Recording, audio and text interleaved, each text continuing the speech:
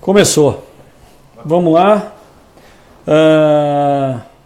Boa noite, amigos do Facebook. Nós iniciamos agora uma transmissão informal, fora do estúdio. Sou Rogério Chebab, do canal Aduaneiro. Estou aqui com o meu amigo Eduardo Ribeiro, advogado. Foi assessor jurídico do Sindasp, Sindicato dos Despachantes Aduaneiros do Estado de São Paulo. É membro da Comissão de Direito Aduaneiro da OAB São Paulo, junto comigo. Boa noite, Eduardo. Tudo bem? Boa noite, Rogério. Boa noite, pessoal. Muito bom ter vocês aqui conosco. Nós vamos falar rapidamente da decisão que foi hoje veiculada, uma decisão provisória de caráter liminar, pela primeira, se não me engano, primeira vara da Justiça Federal em Itajaí, cujo teor é a dispensa da necessidade de se fazer o exame de certificação OEA por determinado despachante aduaneiro. É uma ação cuja advogada, a doutora Kelly Martarello, de Itajaí, minha amiga também, minha conhecida. Ela será entrevistada essa semana ou semana que vem sobre o tema. E esse tema causou uma balbúrdia. Hoje os despachantes ficaram em alvoroço, porque é muito difícil a aprovação dos despachantes nesse exame para obtenção de certificação OEA. No último exame, eu acho que mais de 300 candidatos não foram aprovados. Não teve uma aprovação sequer no último exame. E eles têm visto a busca do judiciário como uma única alternativa para se conseguir a certificação de OEA. Eu tenho aqui a decisão, uma decisão longa que eu posso até compartilhar com quem pedir depois para mim, enviando um e-mail para rogério@canaladuaneiro.com.br. Eduardo, é contigo. Comente a decisão. Então vamos lá, gente. Boa noite para vocês. Muito bom estar aqui com o Rogério, batendo esse papo que é super interessante, super agradável. Mas vamos direto ao ponto, porque o que a gente precisa é de informação precisa e informação com conteúdo. Eu acho que esse é o objetivo do canal Aduaneiro. Passar informações com conteúdos e com segurança jurídica, que é o mais importante. Então, eu vejo com muita tranquilidade essa decisão judicial, né? Na verdade, a nossa colega, a doutora Kelly, foi feliz na sua tese, né? Em defender os direitos do despachante, pautou sua tese em alguns pontos que é de bom conhecimento, de amplo conhecimento dos advogados que atuam na atividade. O que ela apontou com muita propriedade foi justamente apresentar para o juízo a questão do perigo in mora, ou seja, ela disse e colocou muito bem, isso eu também fiz nas ações que tem tramitando, que o despachante ele tem clientes que já são operadores econômicos autorizados. Eram clientes que estavam credenciados na linha azul, né? Também chegou um momento pelas autoridades, as autoridades diziam lá para os seus pares estrangeiros que o Brasil também tinha um programa de operador econômico, diziam que era o linha azul, depois se verificou-se que na verdade ele não cumpria os requisitos de um verdadeiro operador econômico autorizado. Então ela disse o seguinte, o fulcro da ação é que o despachante aduaneiro que estava vinculado a essa empresa, que era operador econômico autorizado, ele estaria impedido de exercer a sua atividade, uma vez que, sendo a empresa operadora econômica autorizada, ele deveria também ser autorizado. Porque, na verdade, como nós bem sabemos, isso não é verdade.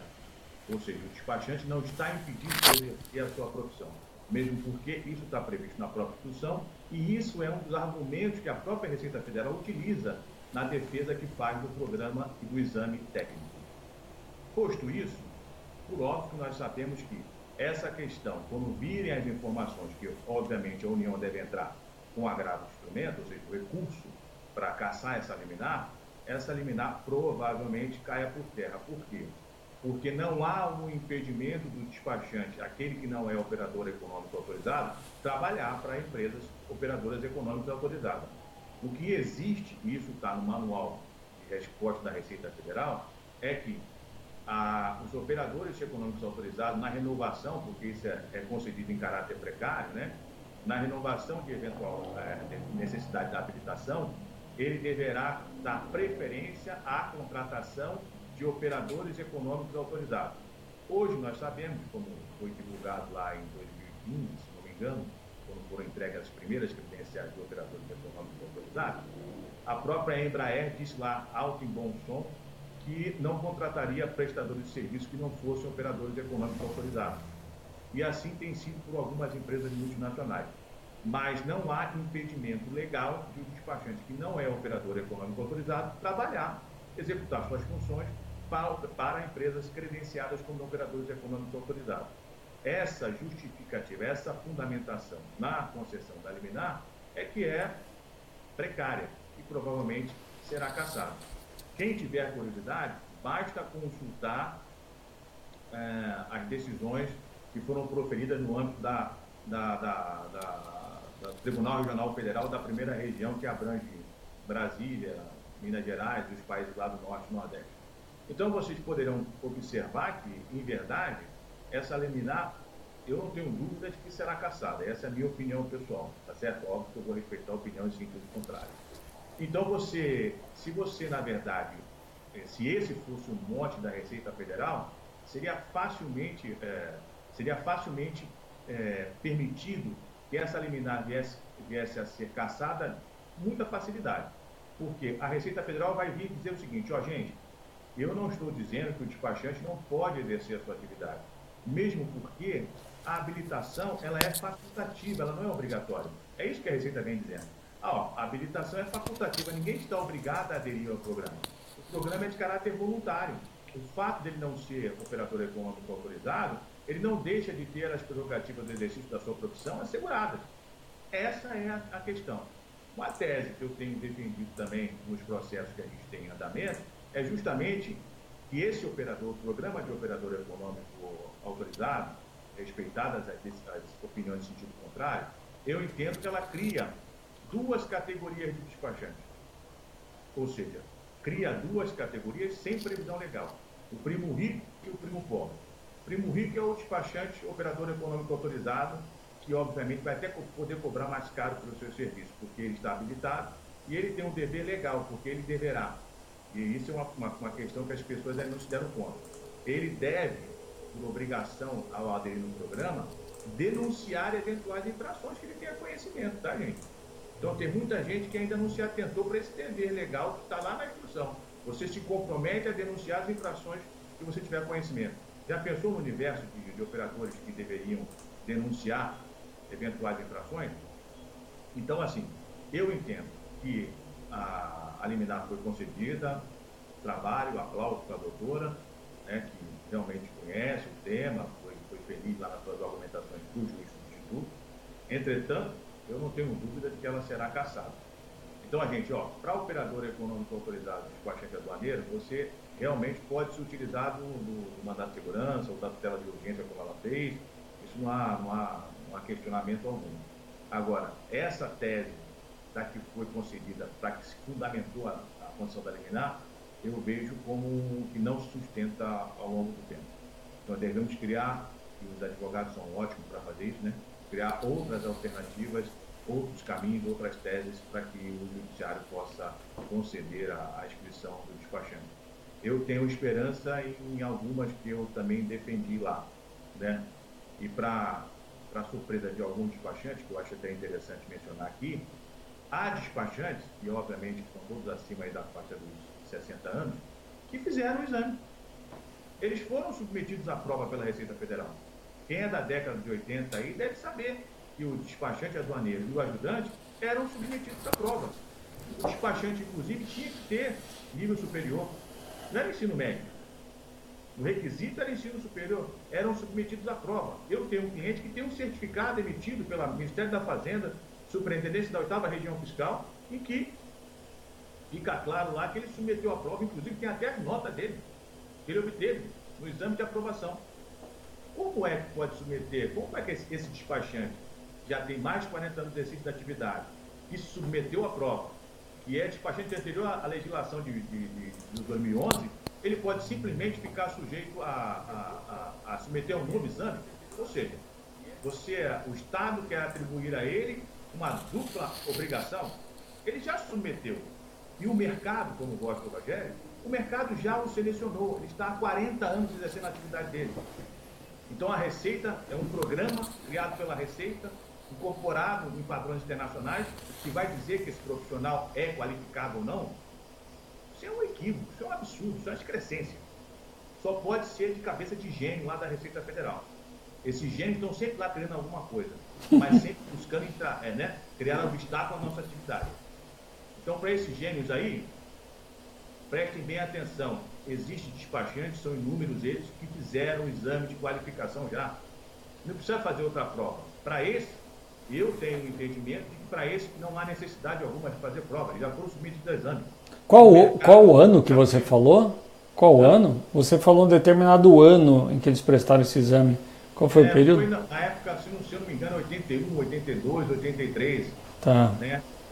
Eu posso dizer para você que eram exames também complexos, porque se exigia um nível superior para esse despachante, né? Eu tenho um cliente meu que registrou nesse período de 2011 para cá 79 mil declarações de importação. Será que esse cara precisa de fazer exame de qualificação? Deixa eu te fazer uma outra pergunta, que isso é uma dúvida minha até. O exame, a certificação OEA, ele é quase que na sua totalidade para pessoas jurídicas. Por que só para o despachante é pessoa física? Para o agente de carga é pessoa jurídica, para o importador, exportador pessoa jurídica. E por que o despachante é ligado ao CPF dele, pessoa física? Excelente pergunta, Rogério. Essa pergunta também nós levamos lá para a Coana e para a ESAC quando do exercício lá na atividade junto ao sindicato. Porque você tem o sistema da Receita Federal, ele é falho. Ele é falho no seu controle, ele é precário. Então, se você pegar lá a relação de despachantes hoje que existe no site da Receita, tem gente morta, tem gente que já deixou de trabalhar, tem gente que já não está mais na atividade, e lá permanece como despachante no cadastro de despachante aduaneiro. Não há esse controle. Quando você fala, por que só o despachante, pessoa física, é a pessoa que está sendo habilitada, inclusive no nível de segurança superior dos agentes de carga. O agente de carga é OEA segurança. O despachante aduaneiro é OEA conformidade nível 1. Ele é um profissional que, na verdade, passa pelo crivo da Receita Federal. E por que só ele, enquanto pessoa física? Porque a lei delegou a ele, pessoa física, a possibilidade de representação de importadores e exportadores relativamente ao despacho e aquele conectivo que nós falamos lá na nossa palestra que fizemos na OAB, já faz aí 5 anos, né, que nós fizemos lá, né? E qualquer outra atividade relacionada ao comércio exterior. Por isso que o despachante, ele tem uma procuração junto à Anvisa, lá tem um modelinho na RDC 81, tem uma procuração no MAPA, ou seja, o despachante é o legítimo representante dos importadores e exportadores. E essa legitimidade, pessoa física, decorre de lei. Está lá no decreto-lei, né, 2472 de 88, quem quiser pegar lá, vai ler com tranquilidade. Os importadores e exportadores, relativamente ao despacho aduaneiro, poderá serem representados por despachante aduaneiro nas atividades do despacho aduaneiro e qualquer outra atividade relacionada ao comércio exterior. Então não há como fugir disso. Por isso que a Receita Federal, e óbvio, todo mundo aqui que trabalha na área de despachante, ou já foi despachante um dia, sabe que não há nenhum interesse, e o Hernani Checuk deixou isso muito claro em 2015, quando proferiu lá e entregou o certificado lá para as empresas, que o despachante, na verdade, deveria buscar atuar mais como um facilitador aduaneiro, como um consultor. Que essa coisa dele estar vinculado, o despacho estar vinculado à pessoa dele, em outros países não era aplicado.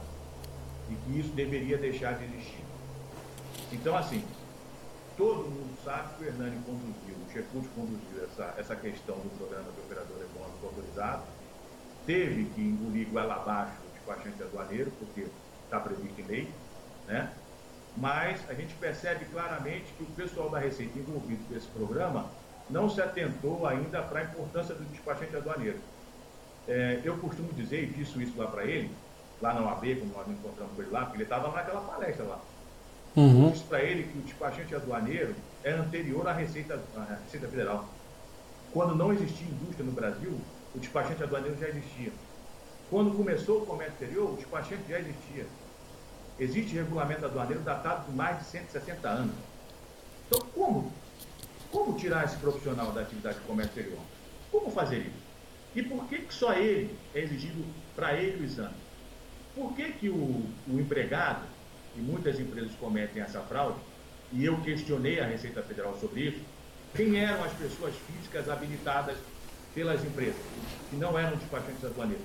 Quem são essas pessoas? Essas pessoas têm vínculo, porque agora saiu a nova portaria. A nova portaria deixa claro lá quem é que vai ser habilitado. Pessoa física, empregado no caso, com vínculo exclusivo com o importador, e outra, com outorga sem excludente de responsabilidade. Sabe quando o compliance das empresas vão aceitar isso? Nunca. Por isso que eu fico me perguntando, quem são essas pessoas físicas que estão habilitadas em nome dos importadores a praticar atos relacionados com o despacho aduaneiro? E eu fiz essa pergunta para a Receita Federal. E a resposta que eu obtive é: eles não sabem quem são. Eles não têm esse controle. Hoje, se a empresa uma importadora, colocar lá gato e cachorro e dizer que esse gato e cachorro exerce atividade de despacho, a Receita Federal não tem. Tanto é que agora, em razão dessa atuação que nós fizemos lá, agora, na nova portaria, inclusive até o sindicato não fez absolutamente nada, nenhuma propaganda sobre isso, né? Mas eu não estou aqui defendendo o sindicato não, tá, gente? Saí de lá em março, não tem absolutamente nada a ver com o sindicato hoje, né?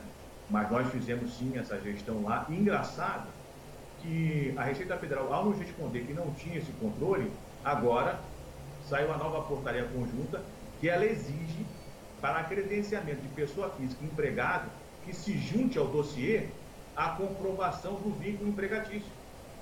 Além do vínculo, ele tem que juntar a procuração. Aí agora eu quero ver como é que as empresas vão fazer, os importadores, para juntar a procuração para quem, em contraponto às regras de compliance, porque o compliance de qualquer companhia vai rejeitar que pessoa física o empregado possa receber uma procuração sem excludente de responsabilidade. Eu duvido que alguma empresa tenha esse tipo de outorga de procuração. Se alguém tiver, me mande, porque eu até hoje não vi. Porque qualquer compliance adotado pela empresa não vai permitir que o empregado tenha outorga sem excludente de responsabilidade podendo representar a empresa. Eu duvido, isso não existe. Aliás, eu já consultei várias empresas disseram, nós não credenciamos empregado porque entendemos que isso fere o nosso compliance, a política da empresa aqui interna. Deixa eu voltar na questão da não aprovação. No último exame nós tivemos um índice 0 de aprovação. No penúltimo eu não me lembro quantos foram, mas foi um número bem reduzido. Eu ouvi já boato até de um amigo meu dizendo que o exame vai acabar. Que Brasília, não sei se é Coana, pretende acabar com o exame e criaram um curso longo, de mais ou menos uns 6 meses, cujos despachantes que fizerem esse curso serão aprovados no final dele e obterão a certificação sem necessidade da realização do exame. Isso vai facilitar a obtenção da certificação e, em contrapartida, vai exigir mais do despachante para que ele estude ou participe desses cursos. Nós não sabemos quem serão as escolas certificadas para aplicar ou se vai ser a ESAF. Você acredita nessa hipótese do fim do exame e da existência desse curso? Sinceramente, eu não acredito, tá? E a razão é jurídica. Tá, por quê? O exame está previsto no acordo de facilitação do comércio. Ah, tá. Então, o que a Receita, a Coana, o que qualquer outra pessoa possa acreditar ou pensar a respeito, o Brasil é signatário do acordo. O acordo exige o exame, acabou. Acabou. Qualquer coisa em sentido contrário é balela, é jogar para a torcida, né? Então, isso aí não existe. Agora, o curso de formação, existe despachantes que já fizeram curso de formação na Receita. Inclusive, ficaram lá um bom tempo, não sei se foram, inclusive, acho que foram até 6 meses mesmo. Já fizeram curso de formação na ESAF. Inclusive, custou lá 3 mil e poucos reais na época lá. Então, vários despachantes já têm esse curso de formação. E isso não foi sequer levado em consideração, e foi feito perguntas, inclusive, até o Reinaldo dos Santos, atua lá também no sindicato, ele fez essa pergunta diretamente lá para o pessoal do OEA, e o pessoal do OEA falou que não, que ele teria que submeter ao exame, porque o exame era previsto na instrução normativa, nem se reportavam à lei, né? Como você sabe, né, Rogério? É muita gente aqui que faz interpretação a partir de portaria, ordem de serviço e normativa, né? Se atenta à Constituição, à lei complementar e à lei ordinária, né? Mas então, eu diria assim, que o nosso amigo, tem o nosso amigo também aí, o Carlos Araújo, lá do Espírito Santo, né? Ele é favorável ao exame, eu tenho que falar para ele, porque senão ele fica pensando que, como eu trabalhei no sindicato, ele acha que eu não sou favorável ao exame. Eu sou favorável sim ao exame, tá, Carlão? Você que está nos vendo aí, que eu tenho certeza, eu sou favorável ao exame. Eu acho que a gente tem que realmente submeter ao exame. Só que o exame, ele não pode ser do nível que foi, porque o despachante para o exercício da sua profissão exige o ensino médio. E se nós pegarmos no mundo inteiro pessoas do ensino médio, colocarmos para fazer aquele exame, o nível, o percentual de aprovação vai ser 0. Porque aquele exame jamais foi de nível médio. Então tem que haver uma adequação entre o conteúdo e a exigência. Então, tem que se fazer o exame? Óbvio que tem que se fazer o exame. Não dá para ter despachante que não sabe ler uma lei, que não sabe interpretar uma lei, que não tem noções de direito aduaneiro, que não tem noções de direito constitucional, que não tem noções de direito tributário. O despachante aduaneiro não sabe, mas ele participa do lançamento tributário. Ele é o único profissional que faz o lançamento tributário, o autolançamento, em nome de terceiro. Não existe paralelo em profissão alguma. Nem o contador faz isso. O contador faz o seu certificado digital. O certificado digital da empresa. O advogado patrocina com o certificado digital dele em nome da empresa. Mas patrocina pedidos, né? Petições.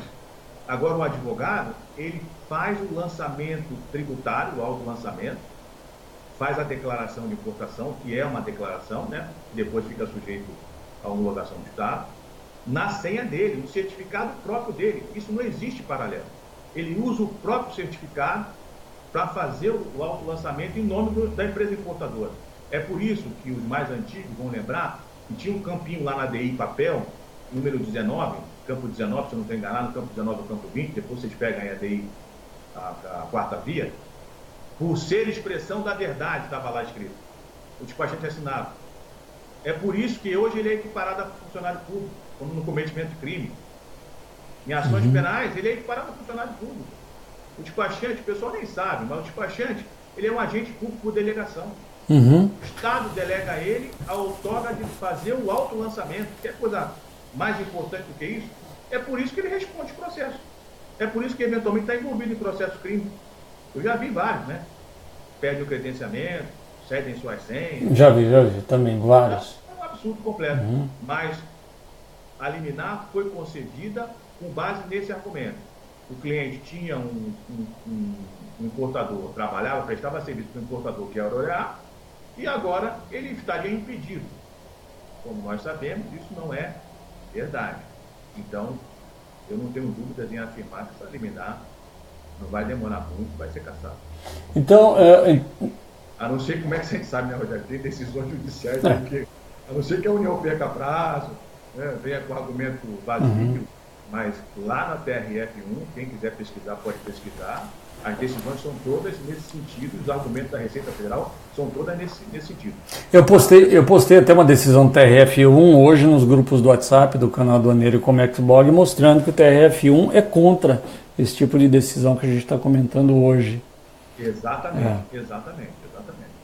Então diante desse cenário, já que é uma decisão provisória, que muito provavelmente vai ser derrubada, assim, eu como advogado, agora não como empresário do canal Aduaneiro, eu não encorajo as pessoas a ajuizarem esse tipo de ação, embora todas tenham o direito de tentar isso. Se um cliente chegar para mim e falar, eu quero tentar, a gente tenta, a gente faz o papel de defender o cliente. Você faria isso também, acredito eu. Mas nós também como advogados, nós temos a obrigação de alertar quais são as chances dele ganhar ou perder e quais são os efeitos disso, os reflexos disso. Né? Eu acho... Lembrando que o nosso código de ética proíbe, né, o patrocínio Uhum. de causas em que você tem a ciência, né?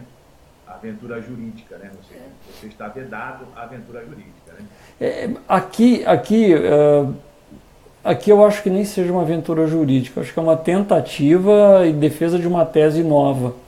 Mas, Não, mas mais para. atuou muito bem. É, Isso aí, sem dúvida nenhuma, ela fez o que caberia a um advogado com sim, conhecimento sim. da legislação aduaneira. Ela não fundamentou só nisso, ela teve outros fundamentos, que ela coloca lá que o despachante aduaneiro estava habilitado anteriormente à Instrução Normativa 1211 de 2011, 1209 de 2011, que estabeleceu o exame, e ela veio nessa toada. Um dos pontos fortes da decisão, que o juiz, inclusive, cita na decisão dele, é justamente isso. Ele estaria impedido do exercício da sua profissão. E é óbvio, né? É um princípio basilar da nossa Constituição, o princípio da livre iniciativa, né? Todos estão aptos a exercer qualquer tipo de atividade ou profissão, desde que estabelecido e previsto em lei. Ou seja, cumprir o regulamento da lei, ele pode exercer a atividade. Talvez esse tenha sido um dos principais argumentos para que ele pudesse deferir aquela liminar. Ou seja, o livre exercício da profissão e que a exigência do exame estaria criando óbice ao exercício daquela atividade. E como ele prestava serviço para a empresa e ele não tinha condições de prestar, sob o argumento que foi utilizado, a continuidade daquele serviço prestado seria obstacularizado, seria interrompido, o juiz entendeu que deveria conceder a liminar justamente em razão do perigo de mora. Eu acho que é perfeito a decisão. Eu também faria, como você disse, eu também faria as ações. A questão é esclarecer para o cliente, como me ligou hoje um aqui, e eu falei com ele, veja bem, eu entendo que a decisão é caráter precário. Agora, se essa precariedade te interessa, ótimo, nós podemos fazer. Agora, você fica alertado, e a gente tem o dever de informar o cliente, de que essa decisão aqui, provavelmente, ela não vai se sustentar ao longo do tempo. Se você tiver interesse, você afirmar que quer fazer, o que eu vou poder fazer? Como você mesmo disse, o cara fala, eu quero fazer, ainda assim eu quero correr o risco. Vai lá e faz, né? O tribunal deles lá, o tribunal desse autor, dessa ação, é o TRF4, a quarta região sul, que pega Santa Catarina, Paraná, Rio Grande do Sul. É um tribunal bem conhecido por decisões mais favoráveis ao contribuinte. Então a gente vai ter que esperar para ver o que vai acontecer, né? São Paulo eu não acredito que daria certo, sinceramente, não acredito. No Sul eu não sei. Ainda que o tribunal mantenha a decisão, eu não sei por quanto tempo mais isso se sustentaria. Talvez por alguns poucos anos, 2, 3 talvez, não sei. Mas, de qualquer forma, o trabalho da advogada, como eu disse no nosso grupo lá, é louvável, né? Tem que bater palma. Ela teve sucesso onde muitos falharam.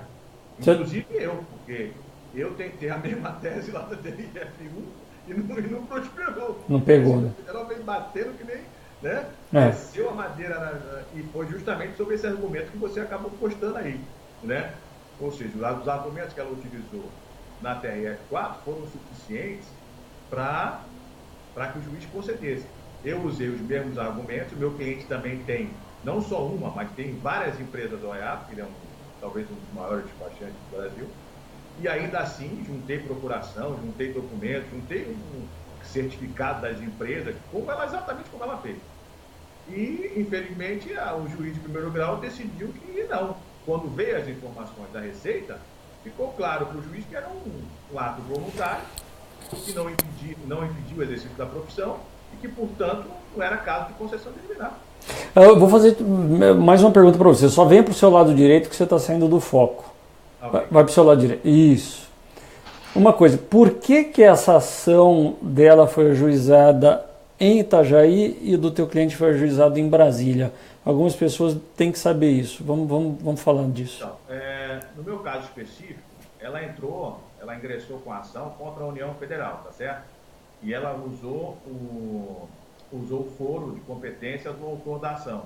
Né? No caso aí, ela pegou um despachante lá, residente, provavelmente lá em Itajaí, ou região adstrita lá, a jurisdição do caso. No meu caso, eu ingressei para Brasília porque o coordenador, que na verdade habilita, inscreve, certifica o operador econômico autorizado, está em Brasília.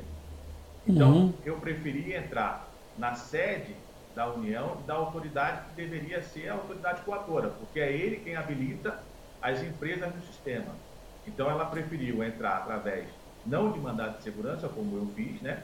Mas ela entrou como um pedido de tutela de urgência, né? Justamente sob o argumento de que estaria impedido o exercício da profissão do despachante. Provavelmente ele é despachante lá daquela região lá de Itajaí, e ele estaria impedido justamente porque a empresa também deve fazer as operações lá por aquela região. Mas a competência é em razão da domicílio do autor, né, em face da União ali, da União. E no meu caso, eu fiz por Brasília porque a autoridade que eu entendo que é coatora é o coordenador da certificação do operador econômico autorizado. Por isso que ingressei em Brasília, até pensando que lá fosse... Lá realmente tem um entendimento mais pró-contribuinte do que propriamente a terceira região aqui, que é a nossa região de São Paulo e Mato Grosso do Sul. Então, eu ingressei para Brasília e vários outros advogados também, nas defesas que fazem dos procedimentos administrativos aí contra a União, também preferem ingressar para Brasília porque lá tem decisões favoráveis ao contribuinte, essa questão de depósito em garantia, para liberar carga em Santos, não sei o quê. Eu tenho 2 processos em Santos que vão fazer já 8 anos que não tem nem decisão de primeiro grau. Nossa. Essa ação em Itajaí é mandato de segurança ou uma ação ordinária? É ordinária. Ordinária. Ah, Não é tá. nada. Eu não estou vendo. Ah, tá, ordinária. Tá bom. Bem, Eduardo, eu acho que é isso. Acho que tá bom. A gente já falou Legal, durante bacana. 31 minutos. Esse vídeo vai ficar gravado no Facebook. Ele não sai da página do Canal Aduaneiro no Facebook. Estou agendando com a doutora Kelly Martarello, que é a advogada que patrocinou a ação, para que ela fale também um pouco sobre isso. É um tema interessante. Super interessante, e eu vou assistir também, porque ela foi muito inteligente, né? E inteligência a gente deve sempre prestigiar, né? Porque onde tantos falharam, né? E eu sou um deles, levanta a mão aqui, mas estou aguardando meus agravos, tá? Meus agravos, né? Vamos lá ver se os desembargadores lá, que já está há 6 meses com os caras para decidir, né? E os caras são idosos, e pedir prioridade, né? Pedir prioridade, os caras são idosos, está previsto no Estatuto de Idosos, o negócio anda a passa de tartaruga. Mas vamos lá, vamos lá. Mas eu também falhei, porque não obtive o sucesso que os clientes esperavam. Ela teve sucesso, parabéns para ela, palmas para ela, né? Ela é muito boa, eu conheço. Vamos aprender, porque é sempre bom ouvir alguém que conseguiu uma alternativa àquilo que nós pensávamos que não seria viável esse caminho. E ela conseguiu o sucesso. O que importa, na verdade, ao final, é o resultado, né?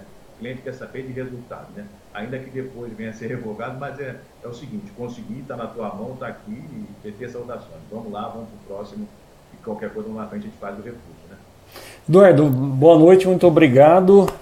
Só lembrando a vocês que nós teremos mês que vem, eu acho que é mês que vem, né? O Fórum Nacional dos Despachantes Aduaneiros em Campinas. Eu acho que é em setembro, se eu não me engano, 2 ou 3 de setembro. Então, o Fórum Nacional dos Despachantes Aduaneiros em Campinas, já temos quase 200 inscritos. Vai ser um fórum bem bacana. Deixa eu falar um detalhe, Rogério. Fale. Eu vou estar lá falando também, né? Vou falar sobre responsabilidade civil, criminal e tributária do despachante aduaneiro. Excelente. Inclusive, hoje nós discutimos no grupo, irá lá um corretor de seguros para falar, atender as pessoas falando sobre seguro de responsabilidade civil, que muitos despachantes não têm e precisam ter, assim como os advogados também precisam ter. Exatamente. Bacana, bacana o seu tema. E foi por isso, por causa do seu tema, que eu levantei essa lebre hoje no grupo, da necessidade da aparição de um corretor lá, para falar sobre isso. Sim, inclusive vou até ver se um amigo nosso, que você também conhece, que é corretor, que é especializado em responsabilidade civil, né? Na verdade temos 2, né? Eu tenho o meu amigo lá, o Souza, e tenho o Aparecido Rocha lá. O Aparecido Rocha, sim, excelente. Ele escreve uns artigos muito bons no LinkedIn, no site dele. Né? Ele é um cara que conhece muito essa coisa da responsabilidade civil de freight forwarder, despachante aduaneiro. Eu vou falar com ele amanhã. Então, mas o Souza também tem, hoje o Souza tem um seguro de responsabilidade civil dos principais despachantes aqui de São Paulo, os maiores ele tem, né? Assim, grandes empresas, ele tem essas apólices aí. É um seguro que, como teve muito sinistro, as seguradoras acabaram restringindo, algumas até saíram, então é um seguro que não é fácil a obtenção. Fale com ele para ele fazer uma entrevista aqui também. Tá? Sim, Mas se ele for de São Paulo, fala para ele vir aqui no estúdio. A gente filma no estúdio com uma iluminação própria, fica bem bacana. Tá? Sim, ele é especializado no tema, ele tem seguro de responsabilidade civil com os grandes despachantes aduaneiros, né? E eu posso dizer assim que é um produto muito bom para quem é despachante tem problema. E aí você chega no escritório eu visitei com ele alguns clientes no começo quando ele começou a vender esse negócio. E aí você chega no cliente, né, chega no despachante, parece que o cara tem vergonha de falar que tem problema, que errou, né? Porque o seguro é para erros e omissões. Não tem problema nenhum. Aí você começa a conversar com o cara e começa a vir X errado, CMS errado, né, que recolheu errado, né? E o cliente não quer saber se você errou porque estava com doença, se você errou, não interessa. O cliente quer saber o seguinte: errou, amigão, afetou meu fluxo de caixa, eu quero meu dinheiro. Eu não quero saber o que você fez, eu quero meu dinheiro de volta. Não interessa para mim o que você fez de errado, e nem a sua justificativa. Então, uma dica também, e ele deve falar isso na palestra dele, uma dica é que observem as apólices e as coberturas. Porque se tiver lá transitado e julgado, para você não interessa. Eu digo para você despachante. Por quê? Porque para você despachante, quando transitar e julgar a defesa, a cobrança, você já perdeu o cliente, querido. E você tem que ter a devolução em no máximo 30 dias, eventualmente, do dano. Então guarda esse tema para a gente falar da próxima vez. Você também e talvez o teu amigo. Tá? Não, é muito bom. O Souza, ele é especializado em seguro de transporte e responsabilidade civil. Conheço ele desde 2006, fizemos o curso de comissário de avarias em 99. É um cara que conhece, é bem articulado, conhece ambos os lados, seguro, seguradora, corretora. Então faça o convite a ele. Eduardo, eu queria participar. Vou derrubar, tá bom? Gente, forte abraço, boa noite. Obrigado, pessoal. Boa noite mais uma vez. Depois eu vou subir essa gravação também para o YouTube. Um abraço, Eduardo. Obrigado, viu? Boa noite a todos.